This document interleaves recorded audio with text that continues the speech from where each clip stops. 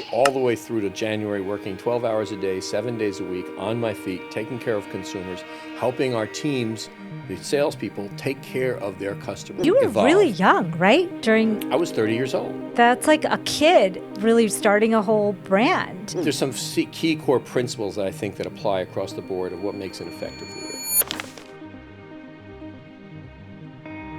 Welcome to another episode of the Save Yourself podcast. Today, I have a very special guest. We are going to be talking all about leadership, about skincare, and about the brand that William P. Lauder joined and spearheaded for many years and still does. I'm so excited to have William Lauder with me today. Thank you so much for being here. Thank you for having me.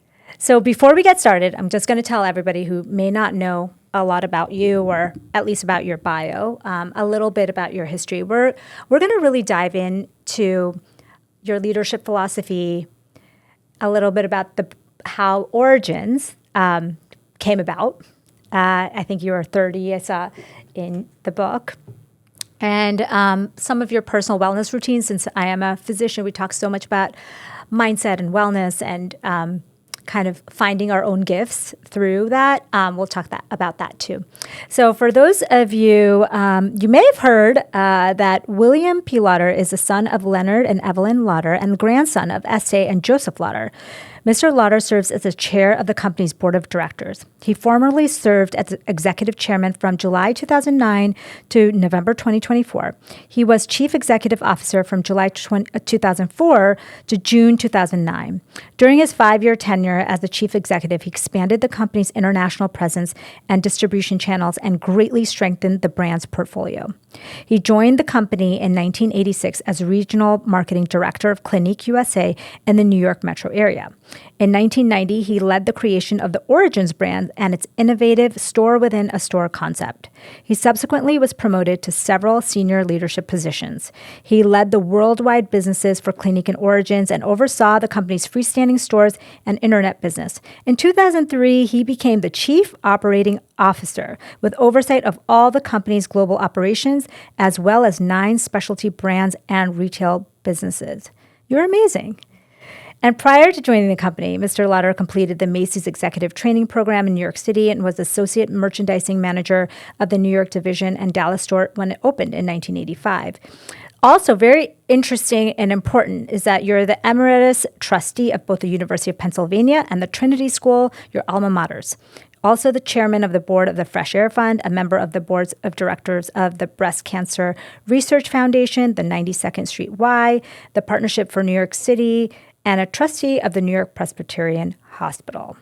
You are also a lecturer at the Wharton School at the University of Pennsylvania, where you teach decision-making in the leadership chair. Thank you so much for being here. This is quite a diverse and interesting bio. Well, thank you very much. I've lived a long time, so I've done lots of different things, and I just find that I can't stop being busy. Yeah, I think that's what we'll talk about, like what makes you tick and maybe what's next also, because before we started filming, we kind of talked about how the world is really changing, and it's changed my life, and I know it's changed your life, and I know it's changing the whole landscape of what everybody is doing in every different field. So I want to know how that is going to change, the way you think about the future, et cetera. But first, I wanted to do the wellness routine. I want to show us the Peace of Mind wellness routine. So we have some Peace of Mind from Origins here. The Origins Peace of Mind. This is like, I carry this in my purse, by the way. It's like, I use it all the time on planes. And I know there's a special ritual. Can you explain to us what that is? Sure. So Peace of Mind was something when we were creating Origins, we wanted to make sure that you use sensory therapy and our sense of smell. We're born first with our sense of smell, and it evokes memories, but also helps us feel good. And the idea is this is a ritual to help both make you feel good, to sort of start your day when you get through a stressful moment. And when we were creating the brand, before it was out there in the public, everyone used to fight over this. I had some samples on their desk, and everyone used to fight over it to help them feel better. And it was an important part. So let me take you through the ritual. Okay. You have your finger, and if you put 2 drops on your finger, And then take your other pointer finger and rub your fingers together. And then breathe in, and you'll smell the two main active ingredients are Eucalyptus citrodora and Mentho peperita. Then put behind the backs of your ears, rub it in. Then your temples. And then let's smell again. Breathe in. When we started this in stores, we had our people, the origins guides in stores, would sample it with consumers as they walked by. And so many consumers would try it, and they'd walk away, and then they'd come back 5 minutes later and say, "What was that wonderful stuff you gave me? It makes me feel great. Can I have some more?" And it was a very unique smell. We did it in different forms, including gumballs. And we had a gumball machine in front of our stores, and people would try it, and there's that blast of menthol that cleared their sinuses and made them feel good. It was very memorable. And we now have it in form like a bath gel, a shower gel. Love that. You know, it's a sort of blooms in the shower, and it feels good, and it's refreshing. And what it's meant to do is help you feel good and energized. And so much of what we do every day we need to be de-stressed in a way, and this is a great way to start your day. I keep one on my desk, and in the middle of the day, sometimes in the middle of a meeting, it just sort of, the ritual, even the physical ritual, you know, somebody gives you a massage, a scalp massage, even just for a few minutes, it helps you to relax. Is this something you do before any meetings or anything like that? Or I will often, in my office, sometimes I will just say, okay, I need a moment here, and I will just sort of rub it in and feel good about myself. I sometimes might offer it to somebody in my office when we're having a meeting, because I have many one-on-one meetings with different people, and I would say figuratively they're on the couch and I'm talking to them, and as an executive, sometimes I consider myself to be an amateur psychologist. Yes. Just tell me what your mind is. One of the things I do with the people with whom I have the privilege of working is I tell them that when they cross the threshold of my door in my office, whether it's virtual or real, there's a force field. And when they've crossed that force field into my office, I want them to tell me their truth. And they shouldn't be afraid of a bad reaction, which is one of the reasons why I also have a box of tissues in my office, because I want to hear what they feel, what they see. And I want them to feel safe and comfortable sharing with me what's on their mind. And oftentimes I'll offer peace of mind, and the ritual of it is a way of relaxing, especially somebody who's new or uncomfortable and may somehow feel intimidated. And I try to relax them in such a way, say, look, I don't bite. Do people cry? I certainly don't make them cry. I had a professor in business school who said, I don't have ulcers, I give them, and that's certainly not me at all. But, you know, oftentimes for the first couple times when somebody meets with me, if they are just intimidated just because, and I want to make them feel comfortable and relaxed and easy. And what are those things that I can do to make you feel comfortable and not intimidated and feel like, okay, I can share with you what's really going on? Yeah, because I'm sure they're intimidated by coming to you as like, you know, I've got to talk to the boss about, you know, and I don't want to say what I'm really feeling because what if they judge me? You know, so there's a lot of mixed emotions there. So you need things, that's really nice that you make people feel comfortable. Well, it's a challenge for all leaders, especially of larger organizations, to really understand what's on the mind of the people who are part of their team. Because it doesn't help us as a leader for us to hear what they think we want to hear. Mm-hmm. What we want to hear is their truth. Mm-hmm. What are they experiencing? Like, what are they going through? So what can we do as a leader to relax them and feel comfortable that I can really open up? You know, one of the things I learned from your book, the decision-making in the leadership chair, the nice thing, by the way, about being on planes a lot these days is that I actually came back to reading books because I think I lost it for a while. I was listening to audiobooks in the car, but I was able to go through it. And I think one of the things I found, a recurring theme, is really building the team and the trust and the conversation, the camaraderie, and not being afraid to kind of share thoughts with each other, and really being in a collaborative environment.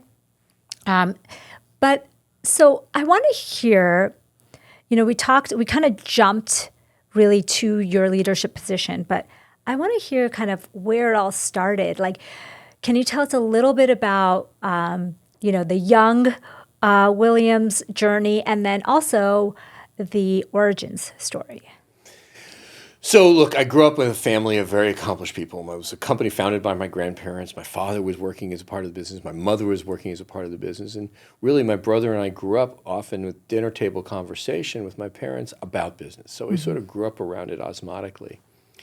Yet I was like any other boy growing up. I wanted to be a baseball player, an airline pilot, a hotel manager. There were sorts of different things that I wanted to do as I imagined myself growing up. And even when I was in school, in business school, there were different things that I did. I did really well on my law classes, and then a law professor said, "Oh, you're going to go to law school." And I said, "Please introduce me to a happy lawyer." That ended that conversation. But I found that having grown up around the idea, the concept of marketing, of ideas of design, of retail, of being in front of people was something that I really enjoyed and was actually pretty good at. It came pretty naturally. And I had these opportunities to try different things. And I started working my career. I'm a reformed retailer. I started my career at Macy's. And I was on my feet every day in front of consumers. Our first day on the floor as sales managers was Black Friday. Oh, God. And I was assigned the main floor of Macy's Herald Square. Oh, my God. Now, Which is Black Friday every day. It's Black Friday every day, exactly right. And this was in the age of the Cabbage Patch dolls. And Macy's had a toy department. Oh. And every father had to get their little girl Yes. a Cabbage Patch doll. And every day, Macy's had another supply of Cabbage Patch dolls that was available. And my department was right by the main entrance. And there were, before the store opened, and that time of year, the store opened at like 9 o'clock in the morning. Before the store opened, there was a crowd of mostly men waiting to get in to run up to the 7th floor to get their Cabbage Patch doll for their daughter before it went out of stock. And I had the department right in front of that. So the crowds were enormous. But I just learned, and so I went literally from Black Friday all the way through to January, working 12 hours a day, 7 days a week, on my feet, taking care of consumers, helping our teams, the salespeople, take care of their customers. And there was a massive traffic. But I found it enormously stimulating to be in front of consumers on the front lines, to understand their desires, what they liked, what they wanted. And I've lived with that ever since. I was more comfortable on my feet in front of consumers than almost anywhere else. And understanding them gave me the insights in how we could create products and brands that really excited them. So interesting. How long did you do that? I was with Macy's for 3 years. I did a Amazing. number of different jobs. And my last role at Macy's, I was sent to Dallas, Texas, to open the first Macy's store in Dallas. And it was a wonderful, eye-opening experience for me because up until that point, I'd always lived in major cities, whether it was Philadelphia, whether it was New York. I'd lived in France for a bit. And living in another city in the United States, I realized, well, New York is actually different compared to the rest of the United States. Yes. And having the experience, I went from living in the ground floor of a walk-up townhouse and the ground floor apartment where I didn't get any sunlight and jamming myself into the subway and spilling out at 34th Street, went from that to an air-conditioned apartment, to my air-conditioned car, to an air-conditioned office and store. It was a very different experience, but I learned a lot as a result. And it was a good experience for me to say there are other parts of the world, there are other people, and it sort of stimulated my curiosity and exposure. And living in Texas for a year was really, a little more than a year, was really a very interesting experience. I enjoyed it very much, and I think back of it fondly of how much I enjoyed the different experience. But I also learned a lot about myself as a leader, as well as how I could get my teams to do their very best. And also realized that when we're young, as soon as we've graduated and we're our first jobs, that's when we really have to work our hardest and we learn what we're capable of as individuals and what our limits are and how we can push ourselves beyond our limits, beyond our comfort zones to continually do better. And we realize that if we're not pushing ourselves as leaders, if we're not pushing ourselves as individuals, we don't grow as much because it's usually when you push yourself, when you're nervous and you're not certain, that's where you learn what you're able to do. That's when the magic happens. Right. So then shortly thereafter, okay, so it's this origins comes after that. Okay. So I finished my time at Macy's. I moved back to New York. I joined Clinique, and Love I Clinique. was a marketing manager, regional marketing manager for Clinique. And one of my first accounts was Macy's, my old colleagues with whom I used to work. And every spring, Clinique has its gift with purchase, I always remember around that. Easter, and the Macy's Flower Show, where every major Macy's has this big, elaborate flower show. It's always around the weeks before. We do 2 weeks around Easter, the week before Easter and the week of Easter. And so in January, I go to visit with the Macy's creative team to talk about the visuals for the Clinique gift that was going to happen over over the flower show. And the creative director, who I'd known for years, says, "I see purple." But purple was not a part of the color vernacular of Clinique. I said, "But Joe, purple is not what we are." He goes, "I see purple." And I came to realize that the retailers were trying to mold while they wanted our brand for what it stood for, they were trying to mold our brand into their vision and image. And I started to say, wait a minute, it's our brand. And you like our brand for who we are, not for what you want to make us. Yeah. So it started getting my brain thinking in a somewhat different way. And I was always fascinated with the natural world, the outdoors. I grew up as a kid hiking and canoeing and I heard you're a really great skier. I really enjoy skiing, and it's a part of who I am, being in the outdoors. I feel the same way. The natural world just spoke to me, and we started to work on this. I was working on a natural fragrance, and then in the process, we started to find that smell and the sense of smell is such an important part of who we are as humans, as individuals. And here we had this idea for a brand using sensory therapy and sense of smell to help us how we felt and help the way our skin acts. And I started to form these ideas around what a brand could be that was different from traditional forms in talking about. We wanted the principle of origin is the best of nature and the best of science combined. Yeah. And that was the fundamental idea. But at the same time, I wanted to use this small brand as a laboratory to do things differently.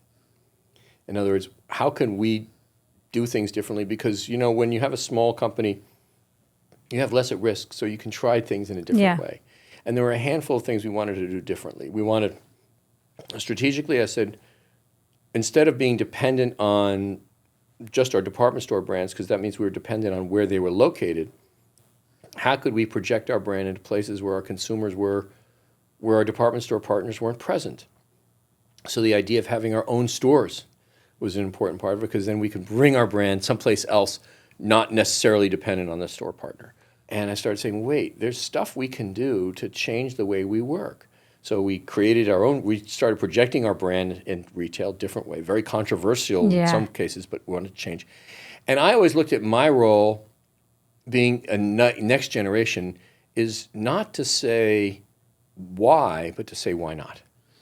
Love that. How do we do it differently? How do we And you were evolve? really young, right? I was 30 years old. That's like a kid really starting a whole brand at that time. And I remember, you know, I think everybody remembers who lived in the 90s, origin stores in the malls when everybody used to walk the malls, you know, and that was really unique to have that store concept.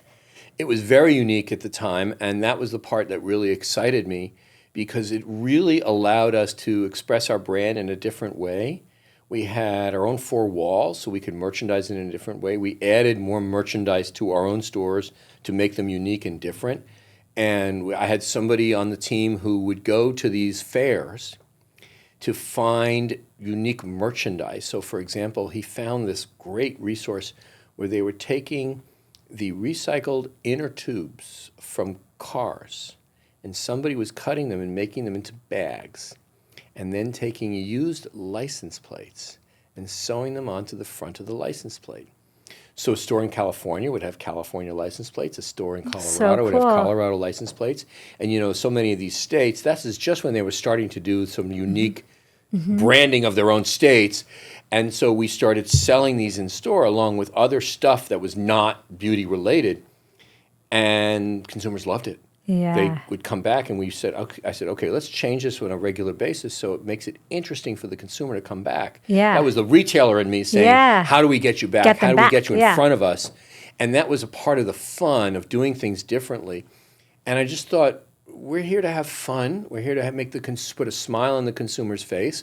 One of the things we did with the Origins brand is if you look at the naming of a product, for example, Peace of Mind. Yeah.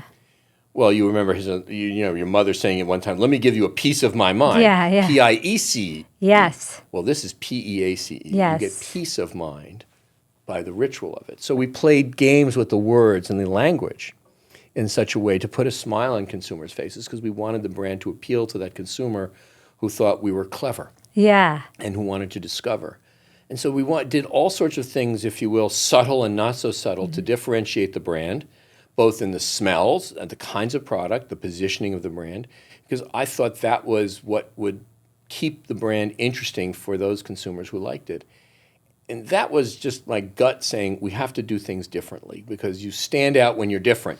Yeah. Not and when you have you to conform. move with the times because I think that things are always changing and what people like. I think you're kind of early. Now everybody's into the natural, where science meets natural is like actually the trend right now. And so that's where the consumer kind of is going to. And so you kind of saw that pretty early. I've been in this business a long time. And what's so interesting is what's old is new again. Yeah. And some of the things that are new today actually were around, but they just didn't get the same attention that they are now, number one. Number two, if you think about it, the nature of who is an influencer, right? Well, back then, an influencer was an editor that was appointed by a publisher, and there were a limited number of them because you got your information through a limited number of resources. We would read a magazine. Exactly. Yeah. Now you have an infinite number of influencers who can reach you in so many different ways and so many different platforms. How do you break through and how do you become unique in a different way? Well, we've always tried, everyone who has a brand, either their own personal brand or a brand of something you want to sell, has always been trying to differentiate themselves. The ways we have to differentiate ourselves today are so much more diverse than they were back then, but the principle is still the same. And the gatekeepers are different and almost gone. It's like anyone can open, an Instagram or TikTok site and give their opinions. And if people resonate with that opinion, then they grow. And so there's no editor, for example, there's no gatekeeper. And so it's a whole different landscape. I mean, I definitely see that in beauty, in wellness, in medicine, all of that. It's a whole, where you get your information is very different. Like now, most people get their information from social. It's amazing the difference in how and where people source their information. Because you realize now, without those narrow number of gatekeepers who felt a sense of responsibility, anybody can say anything. And one of the things we're finding is that people seek out information that goes to, I think the principle is called confirmation bias. Yep. They say something that you find that information that confirms what you already believe, whether or not it's true or not. Yeah, and the algorithms basically feed you your confirmation bias. So if you believe X is evil, you'll keep seeing that person that you think is evil. You'll get more and more confirmation. So that is definitely to change the landscape. So tell us, you have a very unique leadership style, and I know you talk a lot about it in your book, and I know your colleagues talk a lot about it, and I've heard from people you work with that you have a very unique leadership style. How have you kind of formed who you are as a leader over the years?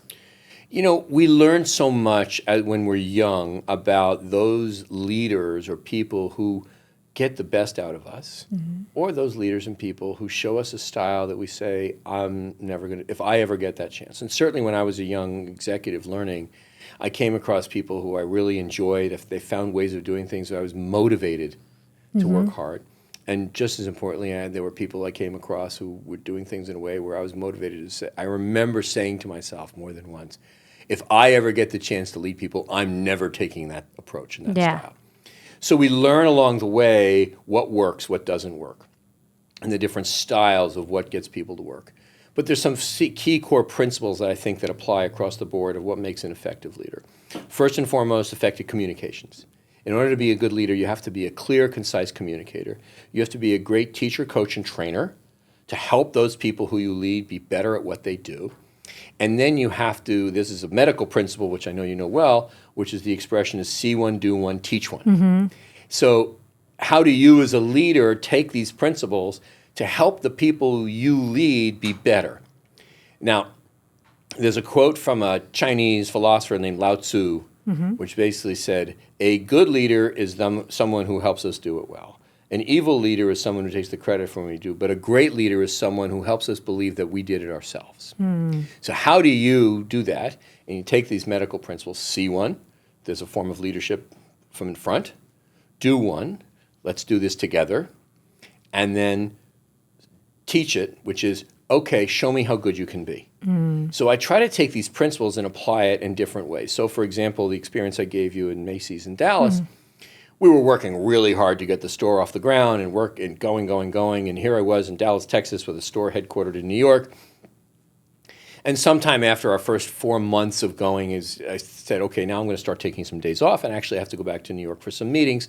So I gathered my team together and I said, all right, who of you amongst you would someday like to be promoted into my role? And 6 out of the 7 people who I led raised their hands. And the one person who didn't, I understood why they didn't want to be that. And I said, all right, here's what you're all going to agree. Each time I'm gone for more than 2 days, one of you is going to get my responsibility for the time I'm away. And you all are going to agree to their leadership during that time.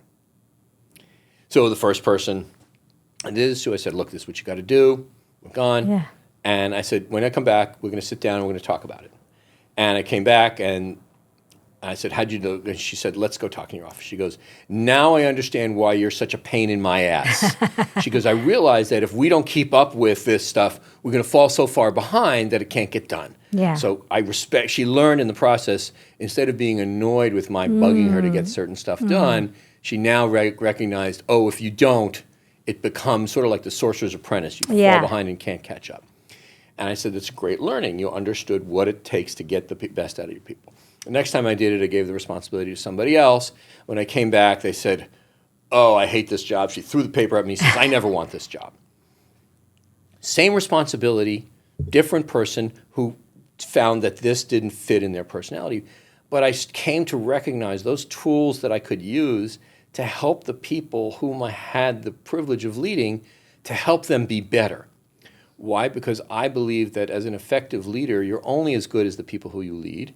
And the better you help them be, number one, they'll work harder. But number two, you as a team get more effective and better. And as you help everyone get better, hopefully you can help the people on your team get better so that you can put your hand up for them and say, this one's really good, they should be promoted.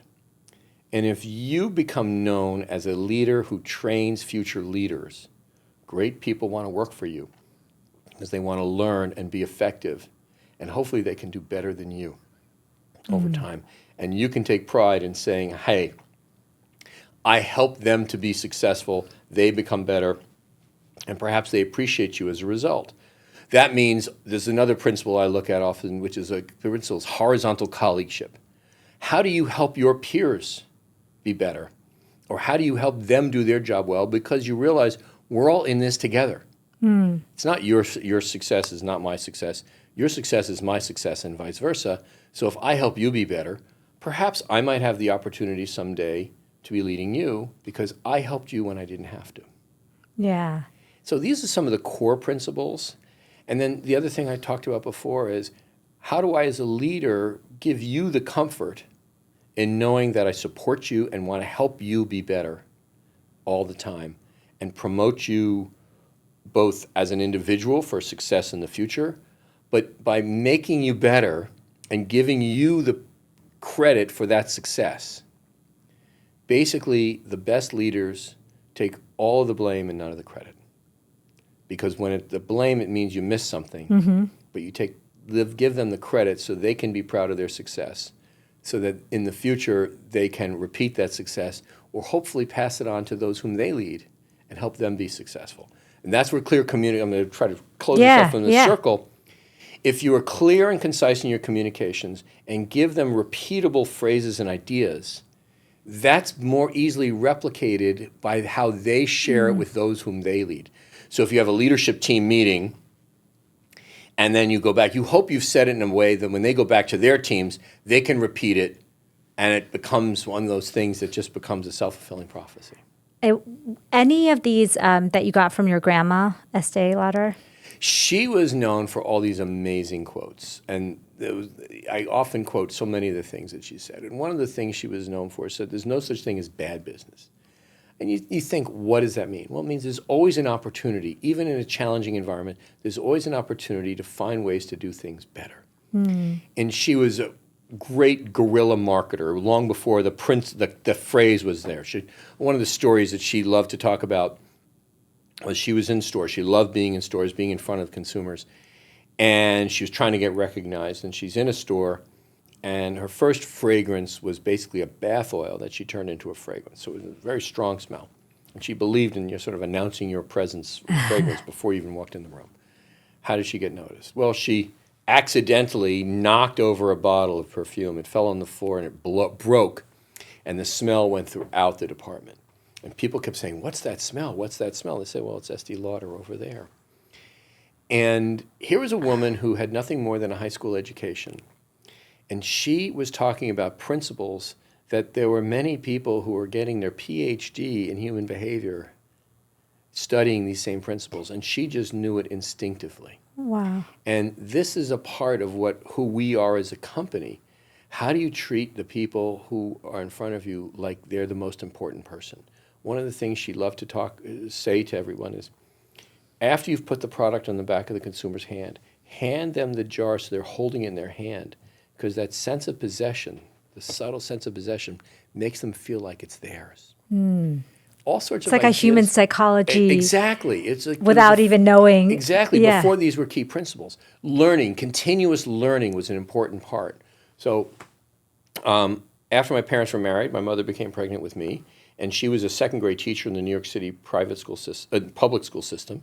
And back then, measles was a meaningful issue, and measles could be quite deadly for fetus. And so my mother said, maybe I shouldn't go back to teaching.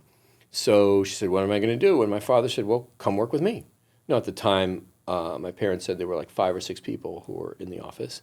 And so my mother ended up becoming the first education executive. And she would go into the stores and help the Estée Lauder beauty advisors learn about product information and selling skills to help make them better. It was the first time anyone had paid attention to these people who were the most important. They were in front of consumers every day to help them be better. And that became an important part of the DNA and the culture of our company, which was education. How do we help you be better at what you do so you can be successful and serve your consumer well? And even to this day, throughout our organization, continuous learning and education, whether you're an associate who's in front of consumers or whether you're an executive in front of the company, we believe very strongly in continuous education to constantly be better. We encourage people to have curiosity. So, for example, we offer memberships to the Metropolitan Museum, the Museum of Modern Art, and others to people in our company so that they can enrich and enhance their minds. Because, if we both went to a museum and we looked at a piece of art, we wouldn't necessarily see the same thing. But we would learn a lot by asking each other, well, what do you see? Yeah. And if you just take that as a principle, it's so important to both push the boundaries of what we know and how we know it, as well as to hear from others what they see. The diversity of ideas what different people see and hear helps us each to be better by understanding what others see, hear, and smell and feel.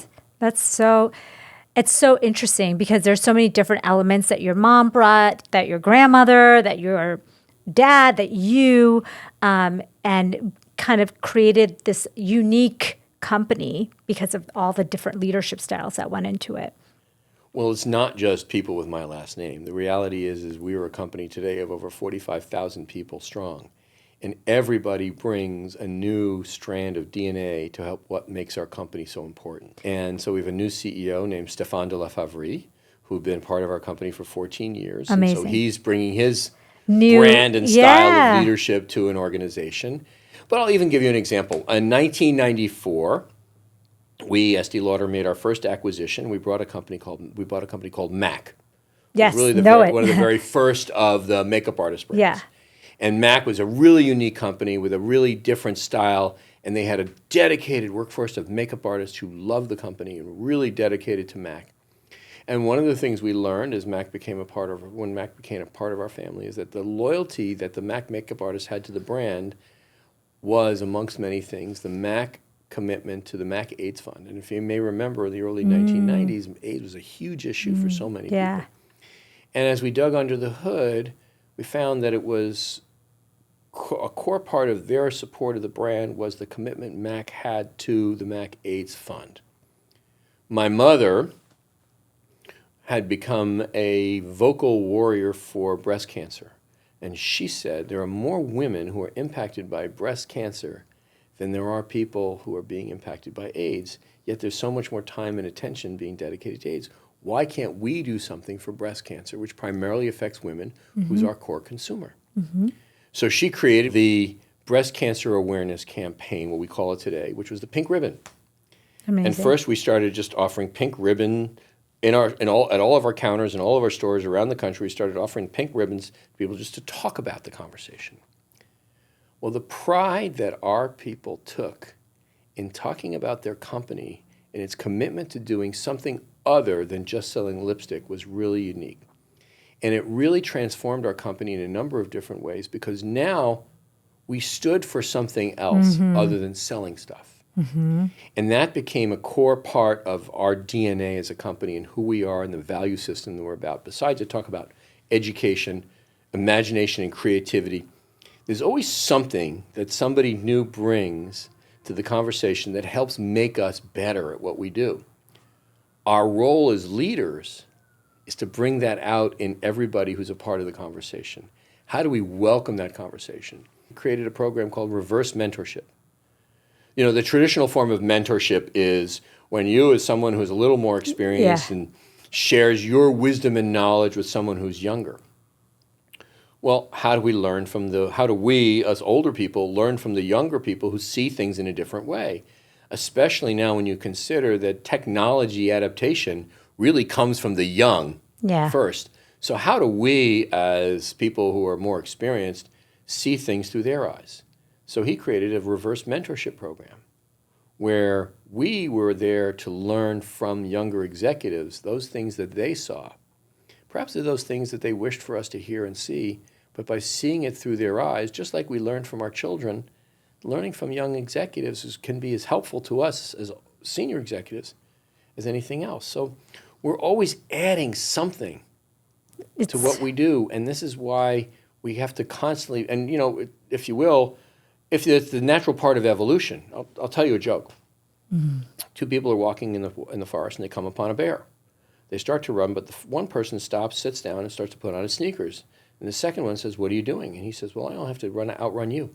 Well, we're all in one way, shape, or form trying to outrun the bear. Yeah. How do we do it? By getting better at what we do. And if we aren't continuously getting better, if we aren't finding ways to improve ourselves, and let's not forget, each of us as individuals is our own biggest critic. We all know I could have studied a few more hours for that exam. We all know, well, you know, I could have worked out a little longer, and maybe I didn't need that extra piece of dessert, whatever it is, those things we know about ourselves. That's how continuous improvement happens, by each of us pushing ourselves beyond or out our limits. And I'll use skiing as an example. I don't know if you're a skier. Yeah. So think about that time when you were sitting on the edge of a slope that was steeper than you were used to. A lot of times. Oh, should I go? Should I not? Should Lots I not? of times, yeah. Then your friend who's standing next to you says, "Why not?" And they go, and they get down to the bottom, and they're like, "Okay, it wasn't so hard." So you, "Okay, I'm going to go." First couple turns, you're scared, and then you get to the bottom and say, "Wait, that wasn't so hard." Yep.